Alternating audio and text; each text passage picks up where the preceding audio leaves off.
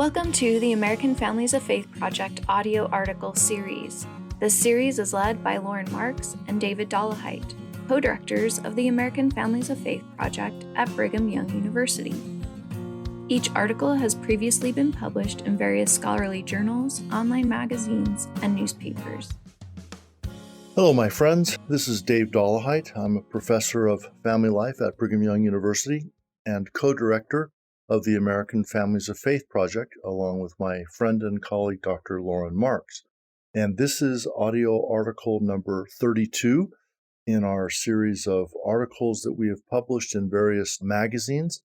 This particular article was published in Public Square magazine and then also picked up by Real Clear Religion and an online syndicating service.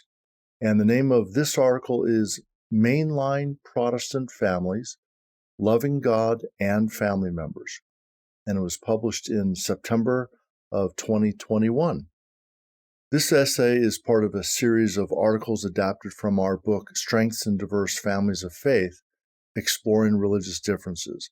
And we also have podcasts on each of the chapters in that book. So here we go, Mainline Protestant Families, Loving God and Family Members. I was raised in a Mainline Protestant Church, Holy Innocents Episcopal Church in Marin County, California. I served as an acolyte or altar boy for 3 years when I was between the ages of 9 and 12, and I assisted the priest, Father Ewald, by carrying the large wooden and gold cross during the processional into the sanctuary at the beginning of the service and the recessional out of the church at the end of the service, also lighting and extinguishing the candles and helping in serving communion. Other than our priest overdoing the incense just a bit for my own taste and smell, I have very fond memories of those services and of the people I knew in the Episcopal Church. Mainline Protestants comprise a significant and centrist core of Protestant denominations in America and include the following denominations: Episcopal, Presbyterian, Lutheran, United Methodist, American Baptist, and United Church of Christ, or Disciples of Christ. As part of our American Families of Faith research project, a 20-year national effort to explore nearly 300 racially, regionally, and religiously diverse families in healthy long-term marriages, we conducted in-depth 2-hour interviews with 20 mainline Protestant couples, 20 husbands and 20 wives, and 7 adolescent children of theirs, including families representing each of the major mainline denominations. In this brief article, adapted from a chapter in our book, Strengths of Diverse Families of Faith, we share some interview-based findings from 3 different domains: general life strengths, marital strengths, and parent-child strengths. In connection with the centrality of their relationship with God, 2 themes emerged. First, we can receive support from God, and second, a framework of purpose. A daughter named Mindy, all names are pseudonyms, said, "I know God is always going to be there. He always has his hands protecting me. I'm going to have to go through hard times, but I know that he's right there to tell me, 'You can get through it, Mindy, just keep going.'" Reflecting on a profound difficulty in her own family, a mother named Erin shared the following: "My faith was deep enough that at the time I was able to say, 'This is not the end of the world. Ben, my son, age 15, will be okay. We'll get through this. This is not a tragedy. It's a shame, but not a tragedy.'" A teenage daughter named Jill said, "Well, I think when my grandfather died in December, and I'd never lived with anyone who died before, so it was a pretty big thing.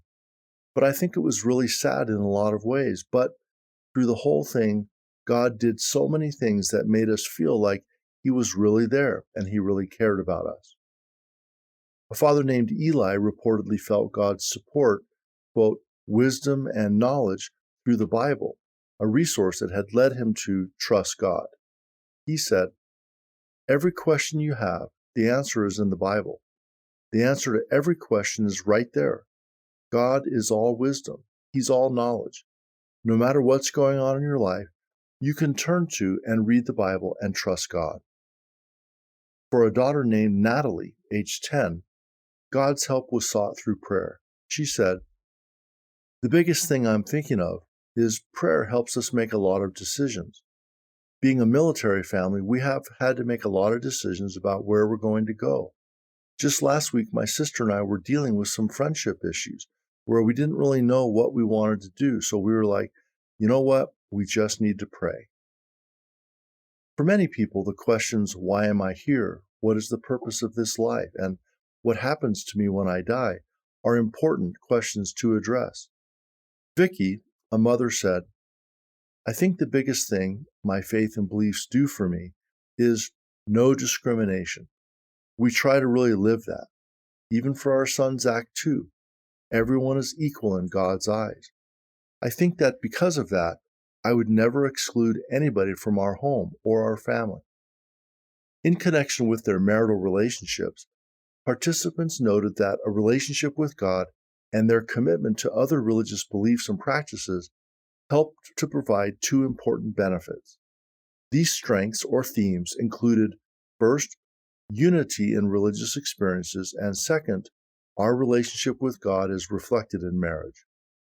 About unity, a husband named Samuel said, I remember we got together pretty early on in our marriage, and we decided that we are now one unit. So there is no my needs versus your needs. There is only what God is going to do through us as a couple. And we're either going to sink together or we're going to swim together. But there's not going to be one's going to be better or one's going to be worse, because then we're both going to be worse. We are one unit. A husband named Matt said, after we're done arguing with each other and done trying for each of us to get our own way, we'll come back together and we'll say, you know, we are one and we need to sacrifice for each other. To me, God is the glue that binds this marriage together.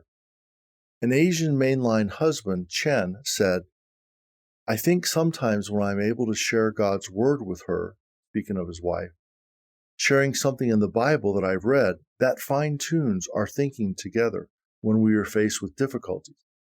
So with this major decision, I get guidance from God's word, and I'm able to share with her what God speaks to me in the word, and that helps us with many things.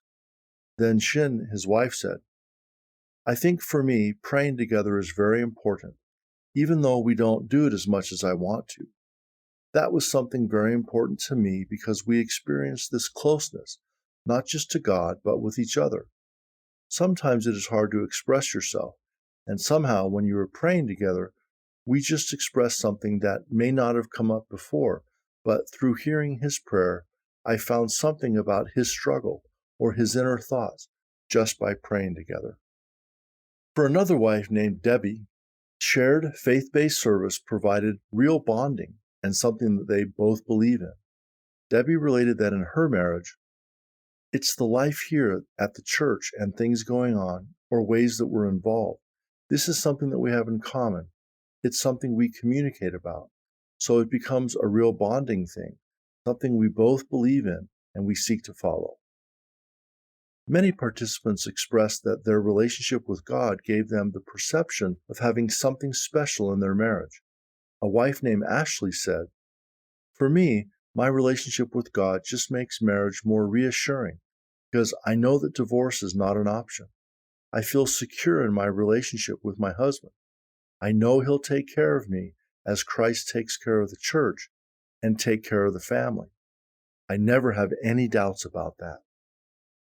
A husband named Jared spoke of a similar connection and explained, my relationship with God motivates me. It's really the prime motivator to be committed to our marriage and to grow in our marriage. Otherwise, I just think I'd be looking at what is in it for me or what's the minimal approach. In connection with their parent-child relationships, participants noted two things. First, relating to each other through God brought unity, and second, parenting style evolves as faith grows stronger. It was wonderful to hear adolescents speak of prayer being a binding, comforting force in their lives. An adolescent daughter named Jen said, it's a serenity thing. It's a comfort to know that I can always come home and pray about things. And I know there's a lot of times I call home from school and say, okay, Mom and Dad, just pray for me today. And just knowing that they're supporting me and going to God, It's a cool connection. A daughter named Jill said, sometimes there are misunderstandings in family life, but having the common bond that we're all children of God and relating to each other through God brings a lot of unity. A son named Jack spoke of his father's parent-child prayers with reverence. Prayer has always been something that's central too. Dad gets up early and prays with the family, and then he prays with me, often before I go off. Obviously, I know that my dad cares for me. He's investing himself in my spiritual well-being and in my well-being in general. It's developed a concept of father and son, but also the idea that we're brothers in the faith. A young college-aged daughter said of the prayers of her parents and siblings the following. It's just like a security, almost like a security blanket, knowing that you have your family behind you and God behind you. You can go back and you can have your parents and your siblings be able to sit down and pray with you and ask God for help. It's an awesome experience. Participants expressed how their sanctified view of parenting helped them see their children and their own role as a parent differently. A mainline Native American father named Anoki said, I think our parenting style has altered as our faith has grown stronger. There's a lot more forgiveness attached to the consequences and a lot less anger in our particular parenting style than before. One mother said, in terms of family roles, we've been teaching our kids from an early age how much God has forgiven them, so they need to learn to forgive each other. We've worked pretty hard on that. That also means being able to go to our children when we have messed up as a parent and be able to say, sorry, I messed up. It's really only through God's power that I can do it. A father named Jimmy said, when people ask me, why are your kids so good and so happy? Not robot good, but joyous kids. I then explain to them, because there's a structure, and they know where their happiness lies and where it doesn't lie, and they love it, and they just want to please God and us. An 18-year-old daughter named Jill said, God has really given me a love and a respect for my parents. I think what God has given me is a desire to obey what God has commanded. So when I obey my parents, it doesn't feel so much like I'm obeying all the rules. It actually feels like the right thing to do. Holly explained that her husband Mark and adolescent son Alan went each Saturday and served together in a soup kitchen, an activity that brought them closer together, closer to their sisters and brothers in the human family, and closer to God. For these exemplary mainline Christian families, unity was a recurrent theme across all three domains, with God, in marriage, and in parent-child relationships.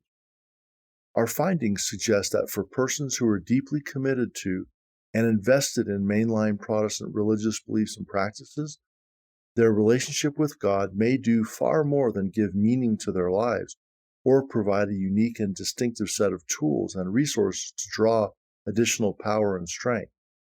God's relationship with them serves as a model for their relationship with their spouses and children. I, Dave, am grateful for my upbringing in one of the oldest mainline churches in America, the Episcopal Church. I still have the Book of Common Prayer my mother gave me. On Christmas and Easter, my Uncle Gene would come to our home for dinner, and my mom would always ask him to say grace before dinner. I still remember the feeling of family unity I felt during those prayers that have inspired me across decades to have members of our family join hands in unity for our own family prayers. Doctors Dave Dollahite and Lauren Marks are both professors in the School of Family Life at Brigham Young University. The American Families of Faith Project shares research-based ideas about ways of making faith come alive in marriage and family life.